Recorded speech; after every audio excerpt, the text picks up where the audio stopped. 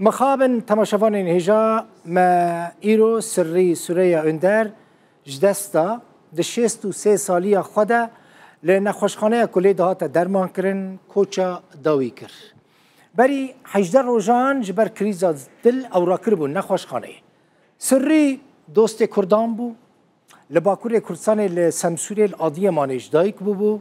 کسایتیه که دموکرات بو پارلمانتر دم پارتی بو اندامشان دا امرالی بو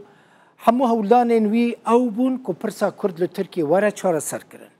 چند جاران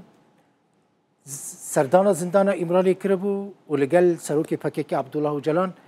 هفدیتن پیکانی بون او بخوشی گلک جاران لترکی هاتو بو گرتن و گلک سالان جی ده زندان دا بو بری که در باسی ناو سیاست ببه سناریست بو در هنر بو لیستکوانه کی سینمایی بو رحمه خدای لیبه و سر مالباتاوی ساخ به سری سوریه اندر من خواست بیوگرافیا وی جواره پیشکش بکم او ده هفته تیرمه 1906 ده لسمسوری باکوری کردستان جمالباته که ترکمن جدایک ببو سال 1978 دما که خواندکار بکالوریا بو جبر پروتستو کرنا کمکوژیا مراشه هاتو بو گرتن و گلکی جی هاتو بو اشکنجه کرن پشتی بکالوریا سری باشه زانستین سیاسی لزانینگاه انقره دخینه ده دما دربیا عسکری یا 12 ایلون سال 1908 ده و دمه او خواندکار زانینگاه بو جو عالی رژیم و ده گرتن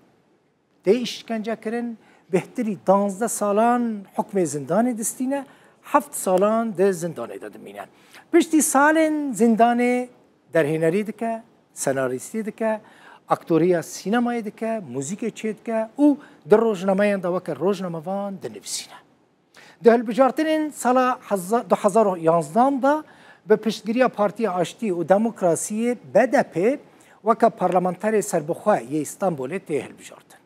ده هلبجارترین 2015 دا وکر پارلمانتر HDP انقره ته هلبجارتن و سال 2023 جی